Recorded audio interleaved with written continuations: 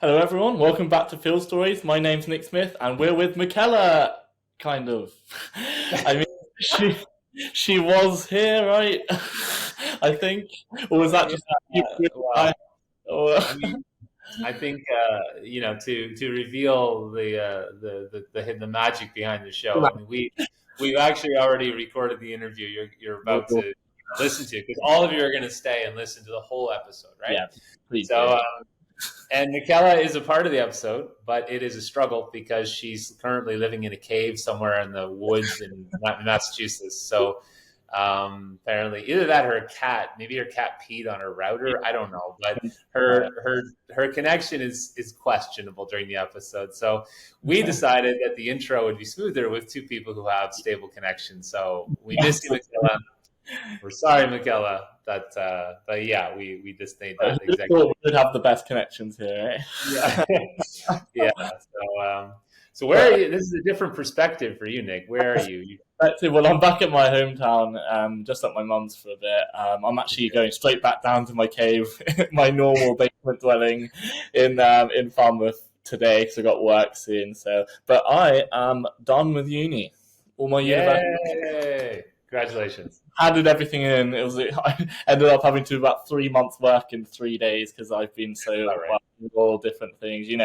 It's all happened to me, but we're here. I'm finished, so I can breathe a bit, chill out, and yeah. What about you? What's been happening?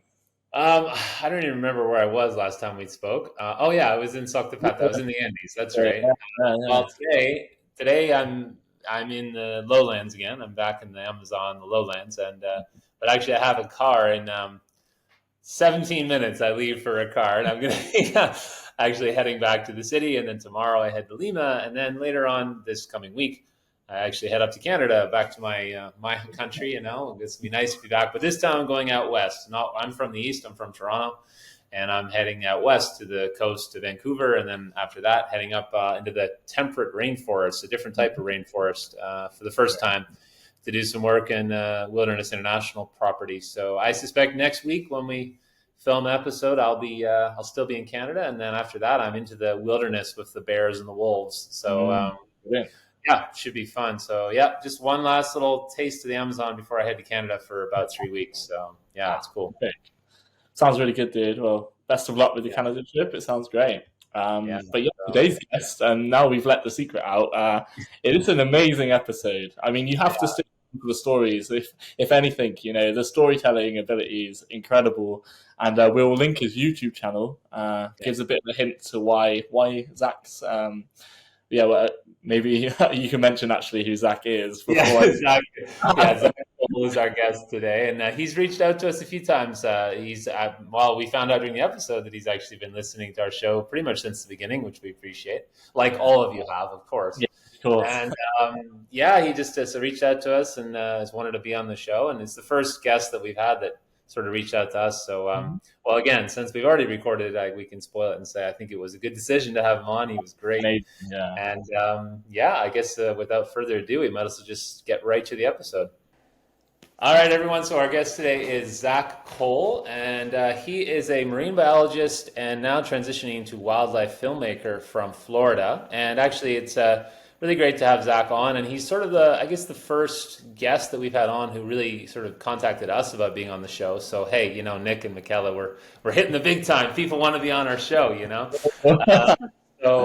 So yeah, we're super excited to have him on, and no pressure, Zak, but you have to be a good guest to make it worth, having these people who contact us, join our show. So no pressure, but yeah, you can go ahead and go, man. Introduce yourself, tell us more about you, the work you're doing now, and let's get going. Yeah, so like you said, I'm Zak Cole. I'm a marine biologist and wildlife filmmaker from Central Florida. I studied sharks specifically in school, so naturally, as soon as I was done with my undergrad, I transitioned to working with fisheries observation and marine mammals, because what shark person doesn't love dolphins? So that's kind of like how my career went. Unfortunately for me, I loved being out in the field, but I had a pretty nasty back injury out there. So that's like tip number one if you want to be a marine biologist. biologist, lift with your legs, don't hurt your back. So I kept having like kind of repeats with that injury over time, and finally after 3 years I was like, I can't do this anymore. I have to move on to something else, which my other passion was wildlife filmmaking. So I started doing my own stuff. This happened to be right around 2020. There were some other things going on in the world at the time that made traveling difficult, and filming marine life, which is what my biggest passion was prohibitively expensive. Just something about underwater cameras and traveling and permits. It stacks up, especially during COVID. So I decided, like, okay, I want to film stuff. What can I film? And I ended up landing on this idea of just focusing on the wildlife of Florida. Florida's my home state, born and raised here, and I'm absolutely obsessed with our wildlife. People can talk whatever shit they want about the state, but you can't talk shit about our wildlife because it is awesome. We have so much diversity here. There's so much to see, and we do have invasive species. Some of them are pretty cool, even though it's sad to see them in the environments that we have. But getting to see them and know them and understand them as well is something I'm really passionate about. So I started working with other scientists in the state to kind of tell the stories about what they're doing. And that could be, you know, something as far as trying to research a population of vervet monkeys in Fort Lauderdale to use them as a control group, so that way scientists don't have to travel all the way to Africa to study them. Or that could be a researcher that's researching manta rays off the coast of Florida and ended up realizing that we have a native population of them here, that they're not just transiting through, that we actually have an entire nursery of manta rays off of Florida. And telling those people's stories to get that information out and share it with the world. And, you know, maybe it even lands on someone's desk that actually has some lawmaking powers that could do something to help those animals. You just never know where it goes. And I love telling those stories and being a part of them. But my stories today are related to my field work in marine biology, specifically to my time as a fisheries observer and a protected species observer working with dolphins and whales. Yeah, that's awesome. Yeah, thanks for coming on, Zach. I think I'll kick this off. Basically, as someone who's obviously doing wildlife filmmaking myself, I'm curious, and there'll be a few other people who are starting up as well. So, how do you make the transition, basically, from your biology, or in some other cases it might be zoology, from that knowledge base to actually going down the filmmaking route? Because there's different nuances to it. Are you a freelancer? Are you with a team? How are you sort of working your productions? I'm curious. Yeah, that's a great question. So I've found that a lot of biologists out there, a lot of us already use cameras for various different things. It could be camera traps. You could be photographing different things for identification purposes. There's already a lot of skills that biologists have to know, especially with learning the behaviors of the animals and how to act around them whenever you're filming them, that I think translate very naturally if you want to transition into wildlife filmmaking. So I was working with cameras. I've loved doing photography my whole life. I was already photographing stuff. I was already making videos about wildlife in my spare time that I could with just stuff that I could film. So I already had kind of some of those experiences. And while I was in college, I did a lot of time just playing around with different ideas. One of my friends was working at a news station, and so I had access to like an entire news station green screen and teleprompter and stuff. So I got to work with like really professional equipment for fun. Yeah, so I kind of just built it up as a hobby. And when I realized, I was like, okay, I need to do something else, I started thinking, okay, I don't have a degree in filmmaking, but I'm a big fan of it. I know enough that I think I can get by. So I started offering my services as freelance. So doing commercials for people, working on private stuff. And a lot of it was really generic. You know, you do your weddings, you say occasionally have a company that comes along that they're like, hey, we want you to make an introductory video for us.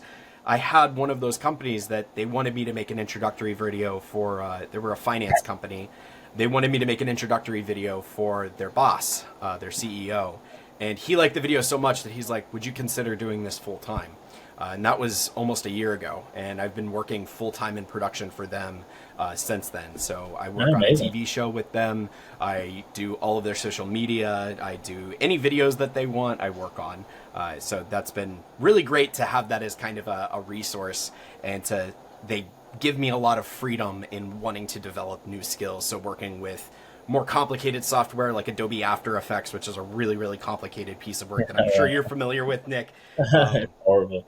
And anything within the Adobe Creative Cloud is kind of what I focus on for my own filmmaking. I think that answers everything. Yeah, amazing. Thank you. Cool. Yeah, I guess, yeah, my question is a little, I'm trying to think of how to formulate it even. It's kind of a complicated one, but essentially, I guess it'd come from my perspective first, then I'll ask you your perspective. I mean, over the last, whatever, 7 months, I've, had a bit of a increase in followers on Instagram, let's put it that way, and now I've started doing videos regularly.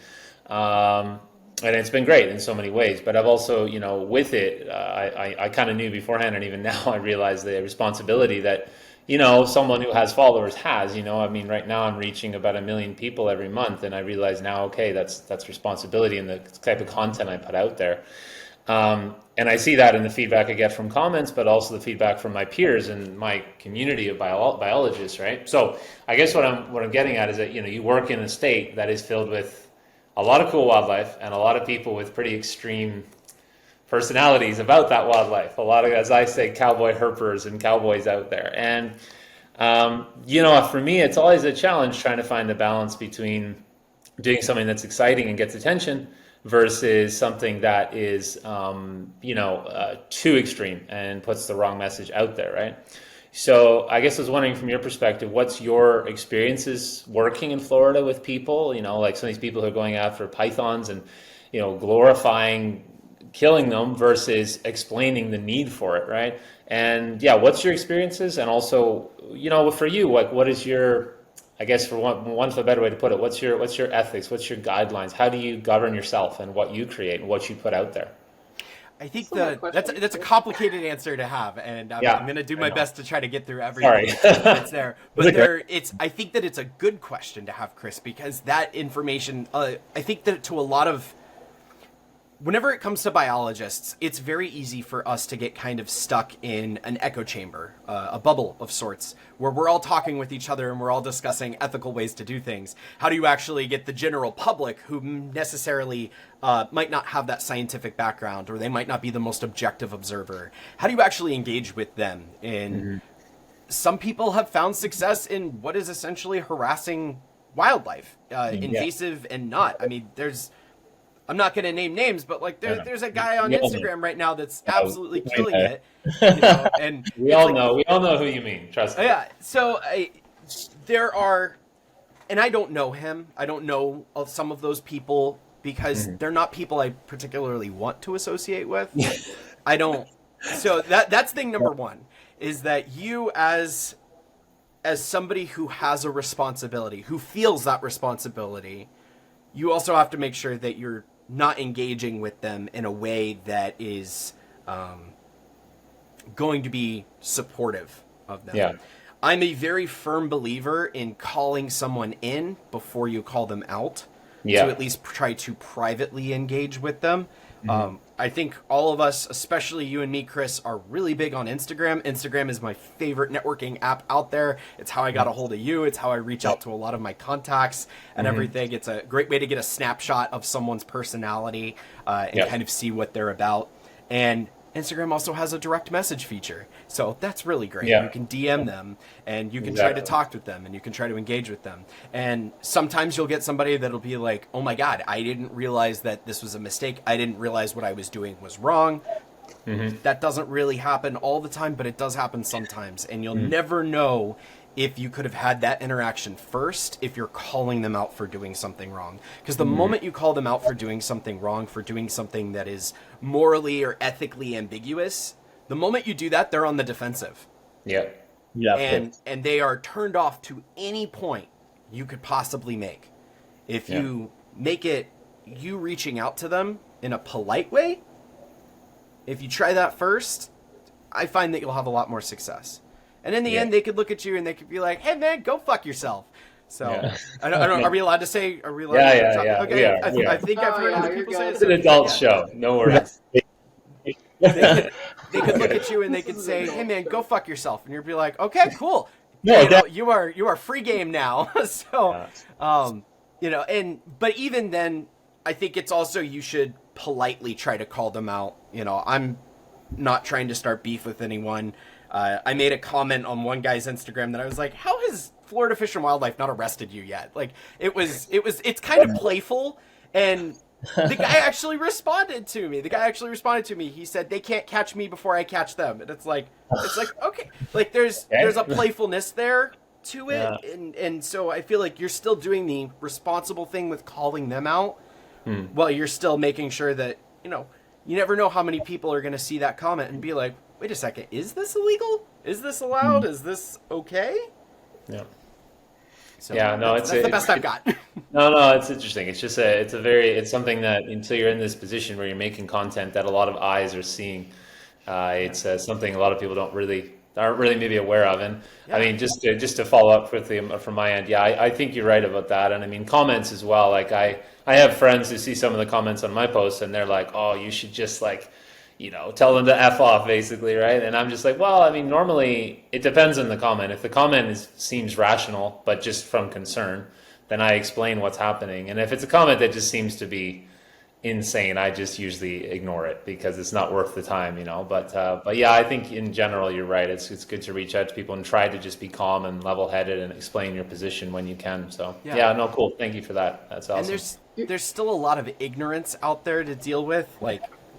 Once again, among biologists, it's really easy to get kind of like stuck in the idea of like, public outreach doesn't work. No, public outreach still needs to happen. There are still people that kill snakes on site because it's a snake. Because they look at a garter snake and they're like, "Oh, it's this venomous thing. I'm going to kill it because, my grandkids visit once a month, Like, I don't want this thing around." So educating people is really important. And one more thing that I'll say to that is, humans consistently, no matter your background, no matter your cultural, religious, ethnic background, there is one thing that unites all of us, and that is stories.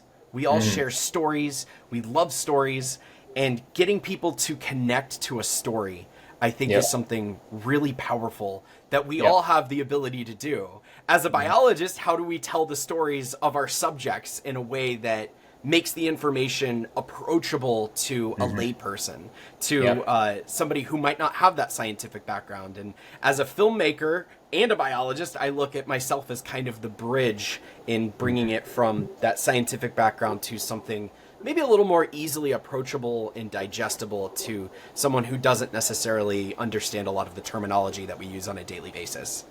Absolutely. Well, you're now hired as our podcast promoter, so thank you. Oh, hell yeah! You kind of answered my question already, Zach, because I work with the undesirable creatures, right? So I work with the snakes, the snakes, the turtles, the slithery, the slimy. I actually used to work a lot with elasmobranchs too, the sharks, the rays, the skates, and I use social media, but not as often as these two below. And but I love connecting with people, but I always get so frustrated with people just hating on all these creatures where I just can't comprehend, right? I can't comprehend why they, don't love them. And so for me, it's like, how do you connect with these people how do we connect with these people who are so afraid, or they're taught from a young age to not appreciate and or hate these creatures? They really love the charismatic megafauna, the fuzzy animals, the bears, the pandas, the tigers. How do we connect and educate and connect that bridge where there's such a huge gap in between the hatred between the public and these undesirable animals?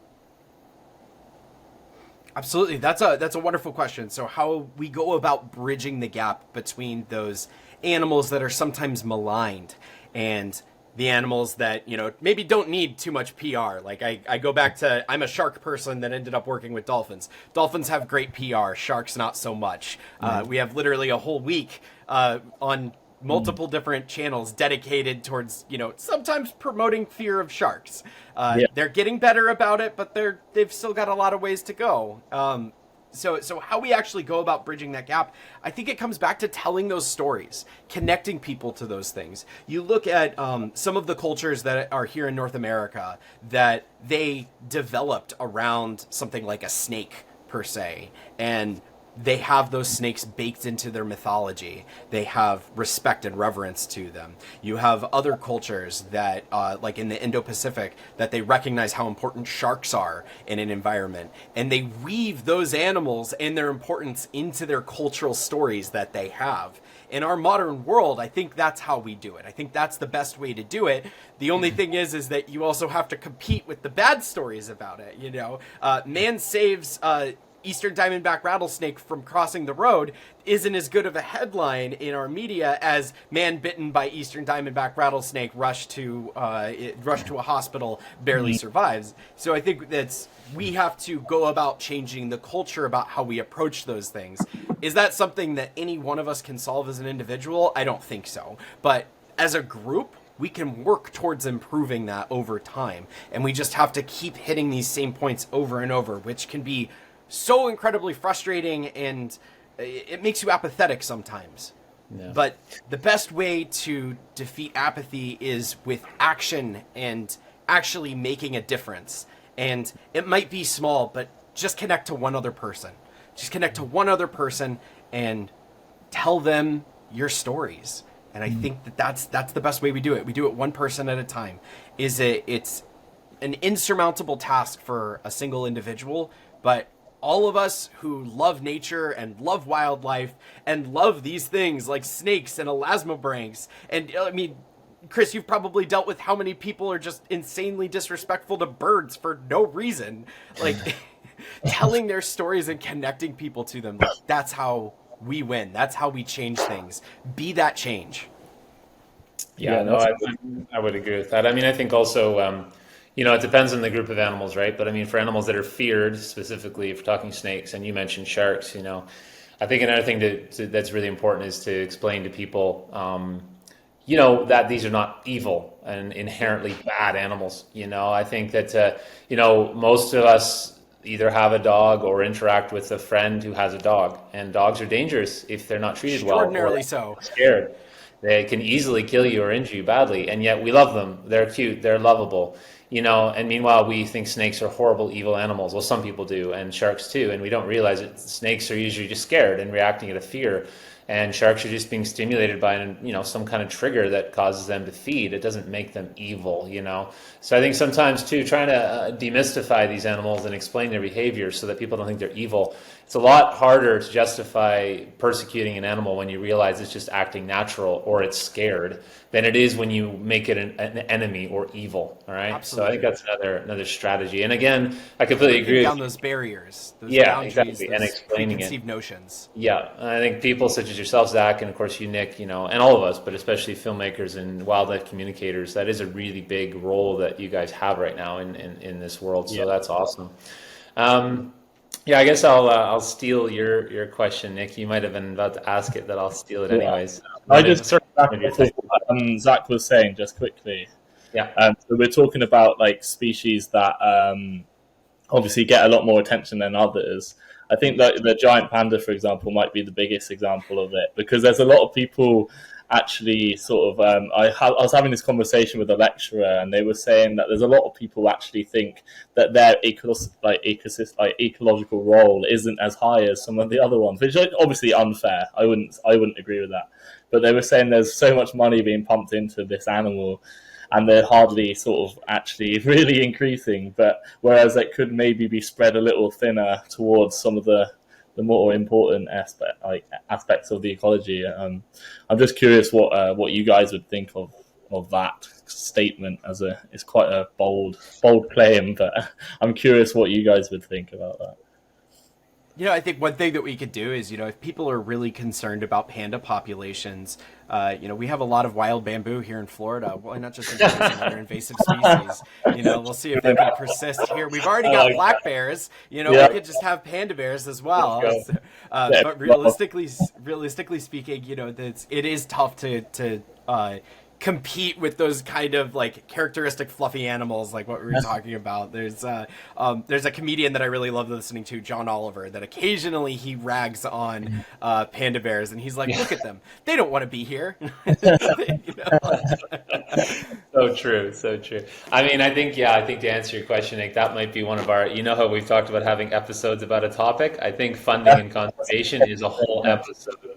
Oh, But to answer your question, I think a lot of biologists would agree with that statement. But also, if you are a foundation raising money for funding, you have to realize the general public is going to put more money into a panda than a slug or a salamander or something else. So, yeah, but it's complicated. But in general, I think I would agree. I guess I'll kind of steal your question, Nick. Which is that, you sometimes ask, what would you do or what are you going to do? Those types of questions. I guess I'll ask you, Zach, as someone who now is working in Florida, marine biologist, and obviously you have a passion for Florida. But if you could work somewhere else or do a project or a film or something somewhere else in the world with another wildlife, another ecosystem or another animal, this is like, you just got a grant. Here's $1 million grant, but you can't use it in Florida. You can't use it in the United States.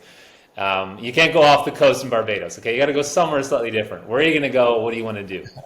So I've been lucky enough to visit New Zealand and Australia before. Nice. I was completely enamored with New Zealand and Australia, but New Zealand more so. Okay. I've been to 6 out of 7 continents. I still haven't been to Antarctica yet. It's been a dream of mine my whole life to go, as I'm sure many of us can commiserate with that. it was our last episode. I was listening to Philip and I was like, man, because I've applied to work at McMurdo so many times and I've never even gotten an interview, and I'm like, damn it. So we have for the fact that we can't go yet. So it's thanks for bringing it up again. It's so. I would probably say New Zealand or Australia. I'm also a really big fan of some of the kind of more remote parts of Southeast Asia, specifically through New Guinea and Indonesia. Mm-hmm. I think it'd be amazing, the Javanese rhino that's still out there is, the closest living relative of the woolly rhino, and it still has hair all over its body. And I don't know if you guys have gotten to work with rhinos before. I got to work with them for a day. They're really, really cool up close. So probably something in that region of the world, and that kind of the forgotten pocket of planet Earth, probably something there. Good choice, I would say. I think I still haven't visited Australasia myself, so that would be awesome. Yeah. Well, that was. That 20 minutes flew by really fast. So I think that shows there's plenty that we could all keep chatting about any subject for a long time, I think. Maybe we should transition to some of your stories. And again, Zach, I don't know if you have one story or if you want to tell a couple, but you can sort of decide on that. Go ahead and hit us with a story or some stories, depending. So I have 3 kind of short stories for you guys today. Okay. They all range back to my time as a fisheries observer or as a protected species observer. So my first job out of college was as a fisheries observer working for the National Marine Fisheries Service of the United States. It's a little complicated, but basically I was a designated representative by the federal government to go out and assess commercial fishermen for how much fish they're catching to help figure out how much of certain populations are left. And my very first assignment was looking at special species, which is a whole list of different things. They are atypical catches. These aren't animals that you catch every single day. You might not even catch them at all, and sometimes you can go a year without seeing them. So these are sensitive species like great white sharks. We're off the coast of Rhode Island, just for reference. Okay. So we're out in kind of the Atlantic. We were 80 miles off the coast of the Atlantic, and so I am watching these fishermen pull in gill nets, which are illegal in some states. They're not illegal up there. It's a really wide mesh net that some fish can swim through, but bigger fish, the ones you want to catch, might get stuck in it, and that's how you catch them. While I'm on there, it's my very first time. The fishermen were actually a blast to work with. It was a really great first experience as opposed to the rest of them that I had there. I'm sitting there, and we were in continuous operation for 36 hours. So that is 36 hours that I am on watch without sleep. And so I'm sitting in the captain's chair just kind of rocking there. It's probably 2 or 3 a.m. The fishermen are still going hard, pulling in the nets. And all of a sudden I hear one of these guys with this thick Boston accent. He's like, "Holy shit, we need a marine biologist on deck." And, and like, I'm the only one there. Like, they're just calling for me. And I stick my head out the captain's window because, like, the captain's out there helping them. I was sitting in his chair. I stick my head out to look at it, and there's this big gray blob in front of me. And I'm just like, and I, like, look at them, and I just have this, like, horrified moment. I'm like, "Please don't tell me that's a whale." And they're like, "It's a shark! It's a basket!" And I'm looking down, and suddenly it rolls over, and it is this huge basking shark that I estimated it to be 22 feet long. Now, like, basking sharks, Cedorhinus maximus, they get absolutely massive. We're talking like 26 feet long. That's like 8 meters. Absolutely massive fish. Second biggest fish in the sea, depending on who you ask. Huge. They're a filter feeder, so you don't have to worry about them eating you. But they specifically like cold waters like the ones that we're at because there's a lot of planktonic activity there for them to eat. And I'm looking at this thing, and I actually sent Chris a picture of it. I don't know if you guys want to show it. It's a little graphic, but it's this basking shark that is a few days dead at this point, and not in the best condition, but still mostly intact. And it was a very amazing first experience for, you know, being in that job, and also just the complete struggle that we had with trying to get it out of the net, because it took about 2 hours for us to cut it free to allow it to sink out. And, you know, that is 2 hours of taking photos, documenting everything, and working with these fishermen who are not upset at the animal, but, you know, they're griping because it's their job to do this, and you can't just get in the water. You have to lean over the side of the boat and, you know, cut it with a knife and everything. So that was a cool first experience to kind of see something like that up close. Wow. And then a few hours later, this is kind of transitioning to my second story. On this exact same trip, exact same boat, same crew, just a few hours later, they started saying that they had an elephant ear on deck. So they're like, "We got an elephant ear out here." And if you're not familiar with what an elephant ear is, it's not actually related to an elephant. It is an Atlantic torpedo ray, also known as an electric ray. Absolutely huge ray species. They live typically in really deep waters, like 2,600 feet deep, and it was in this gill net, probably trying to eat some of the crabs that had gotten caught in it. It's still alive. It is actually in like perfect health. It hadn't been damaged by the net at all. But because this is an electric ray, it is capable of delivering like 200 volts of electricity to you. You know, and you don't have to worry about it stopping your heart, but it will hurt if you get shocked. And so I'm talking with the fishermen, and, you know, these rays can get up to 2 meters long. They can get up to like 90 kilograms, so like 200 pounds. They get big. This one is maybe a quarter that size. It's not that big compared to what it can reach. And these guys are messing with me. They're like, "Hey, observer, like, you know, it's a rite of passage. It's your first time out here. You gotta touch it." And I'm thinking like, "Oh, no." And they're like, "You know, just touch it with your glove. Like your glove's vinyl and rubber, like it'll be fine." And so I kind of put my glove on this ray's head, and vinyl does conduct electricity. So you can kind of feel it a little bit, but it wasn't harsh. It wasn't like, it didn't hurt. It feels kind of like a vibration or just like a slight shock there. It wasn't too bad. And I said, "Oh, okay, you know, that's cool, guys." And they're like, "All right, move it, do whatever you need to do with it." And I reach forward. So if you imagine it kind of looking like a pan, the head of it is the round part of the pan, facing towards me, and the tail of it is facing away. The tail's really the only part of it you can grab.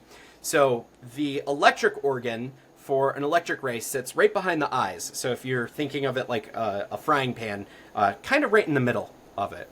And I reached forward to grab the tail that's pointing away from me, and I bent up. And as I did, my sleeve came off of my elbow, and my elbow is unprotected, and it went right onto that electric organ. And I had 200 volts of electricity shoot through my arm and like into my shoulder. And, you know, it's not enough to freeze you or anything, but like it it fucking hurt, man. And so I kind of yelled and jumped back because I wasn't expecting to be shocked by this animal. And the poor thing slides off, and it slides off into a bin, and which is where I was trying to put it anyway. So it kind of worked out. So the ray got to enjoy its first slip and slide, and it lands there in the bin, and I'm measuring it. I'm taking my photographs of it, which I sent you that photo as well, Chris. That was the culprit that shocked me. And as soon as I was done with them, I was like, all right, man, like I'm putting you back, and I dumped him right over, and off he went. Totally fine release. That was a cool experience because like, growing up in Florida, we do have electric rays here, but you never see them, and they're really, really, really tiny. The electric ray that this one is way, way bigger, and to see this, a few hours after I just saw that basking shark was wow. It was a very cool, like, first, field work experience for me, like literally fresh out of college, getting to have something like that. And then my last story comes from my time as a protected species observer. So this is fast forward 2 years. I'm working with dolphins and whales on wind farms that they're building off of Martha's Vineyard, which there's plenty of controversies around that, and we can talk about that another day. But essentially, I'm there as the animal advocate. They can't use their sonars if there are protected species like pinnipeds, seals, or cetaceans, either that be mysticetes or odontocetes, dolphins and whales in the area, or sea turtles, which sea turtles show up there in the summertime. They can't use that if those protected species are around. So I essentially get to order around billion-dollar companies because I saw a sea turtle, which is pretty cool. But we're surveying off of Martha's Vineyard. This is April of 2020, so just think about what's going on in the world at that time. It's a quiet, foggy morning. We can't see, more than a couple dozen yards away from the ship. The water is glassy calm. They're doing their work on the back deck, and I'm on watch. And all of a sudden I start hearing this really characteristic sound, this that is indicative of a whale blow from their blowhole. It sounds like a sneeze in the distance, but a little louder. And so I know there's one around. I know there's a whale around. We haven't heard any of them. We had our hydrophones in the water. We're not hearing them. And so I start hearing the blow around the boat, and I'm like, okay, there's one around us. Finally, I lean over the railing, and I'm looking around, and I see this dark shape kind of coming up through the water. And as it does, I see an eye staring back at me. It was a juvenile humpback whale. So this guy is probably not even 20 feet long, so he is nowhere near full grown. I'm assuming it's a male. I don't actually know. I didn't get to assess that part of it. But I see his eye looking up at me, and their eyes, instead of having a white on their eye, it's kind of black. But you see it like looking at you, and he's just curious as to what we're doing. And it was just this very cool moment of looking into this animal and him being just as curious about me as I am. And I happened to have a 300 millimeter lens on my camera at the time, and I just kind of like clicked it without actually looking at my photos, and I snapped 3 photos that are pretty decent, and I sent one of those to you as well, Chris. That's one of those photos of this whale looking at me. I didn't get his eye in the camera frame, but it was a very awesome connecting experience, and I had been doing that job at it for a year at that point, and that was the only time I had a whale like come and look at me on my boat and see what I was up to. So those are my field stories. Ta-da. Wow, that was epic. Awesome, great. Yeah, cheers, that was great. Yeah, you can tell you've done this kind of thing before too, because you know how to keep a story 4 minutes, 3 minutes. That was perfect. Yeah. And like I said, it's about telling stories. It's about connecting people. Yeah. And that's what it's about, guys. Official aspect of field stories. That was great. That was awesome, man. Thanks a lot, right? Well, yeah, really appreciate that. I feel like maybe there'll be a chance in the future. Maybe one of us, maybe you, Michela, or who knows, maybe me on some of my travels. Maybe we'll be in Florida at some point. Maybe we can do an in-person episode. Maybe we can do an in the field episode. We can go that'd somewhere. be awesome. Definitely. That'd be great. Yeah. I'll take you I'll guys. go. Me, I'll probably be down I'll there have with like a it. custom experience for each of you. Fantastic. New experience. So, Yeah. thank, No, that thank was you guys awesome, so man. much It for was really having cool. me. This is great. I've been listening. I found you guys based off of a reel that Michela made like months ago. It was the one about the mosquitoes biting you in the field whenever you try to pee. And I was like, oh, this is really funny. And I started looking into it, and you guys had only had like 3 or 4 episodes posted at the time. So I've been listening since then. Okay. And finally I was like, man, like I need to be on this show. They haven't had a marine biologist yet. And then of course you guys had Philip on last week, and I was like, damn it, like they had another marine biologist on. Well, he's an ornithologist, so it's okay. You know, he deals with marine birds. You got stuff in the water. Hey, his still qualifies. They go in the water sometimes. That's true. It's We true. haven't had It's any true. fisheries people yet, so it's okay. Yeah. There we go. Exactly. I'll be your first fish person. So Yes, love that. Yeah. Yeah, That's that was- awesome. Thank you so much for joining us. And I suspect we'll probably meet up again in person or have you on the show again in the future for sure. It was great having you, and really enjoyed it for sure. let me know, guys. I'm looking for a house right now, so you never know. I could have a guest room for you guys to crash in whenever you come. Even better. Considering how expensive things are when you travel, we may take you up on that. Oh yeah. So thanks for Awesome, having man. me, guys. This was Thanks, great Zach. That was- connecting with you. Yeah, it's been Thank great. you so much. Really appreciate it. Thanks a lot for coming on. All right, well, that was great. Zach was awesome. I think we need to take more suggestions from listeners and viewers, and it was great. He was awesome. I mean, you can tell someone who's got some experience, doing videos and media. Really, really energetic and sharp and great stories. And I'm going to take him up and I'm going to visit him in Florida. That sounds awesome. I've been trying to get out. I know a few people out there have been meaning to visit for a long time. So if he can be one of those people too, hell yeah. Like we'll try and go out there. I mean, I'm not sure how big his spare room is, but I don't care. Man. I'll sleep in the corner. Just give me a room. Yeah. No, that's awesome.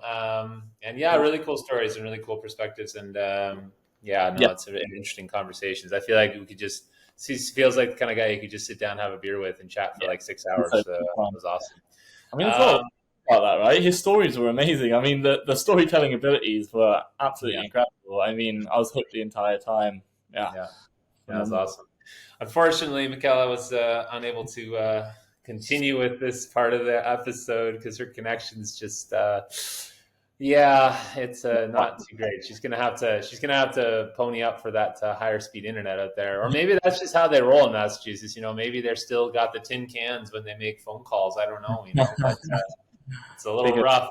Like, who would have thought that I'm sitting here in the Peruvian Amazon with like significantly better connection than her in Massachusetts? Right? It's ridiculous. Yeah. Thank you. What is it? Elon. That's one good thing he did is get Starlink, right? So there you go. Well, it's another good episode in the books, and I'm off to next time we talk. I guess I'll probably be in Canada, and then after that, I don't know where I'll be, and so we'll see. But and that'll be sneaking up to when I'm away for 3 months, so it's going to be quite. It's going to be interesting. So we'll enjoy these episodes while we can, right? And then we'll figure it out from there. So I think I'm gonna have some remote episodes when I'm in Canada as well, so that'll be good. So that'll be great. Yeah, we'll need that. Absolutely. Awesome. All right, man. I guess we'll wrap it up and see you about next week. Yeah. Awesome guest, Zach. Thanks for reaching out as well. If anyone else wants to reach out and get involved, we're more than happy to talk. Just send us your Instagram profile or a video or something, just showing your face, what you can offer, and basically we'll just go from there, won't we? Yeah, sounds good. All right. Well, we'll see you next week then.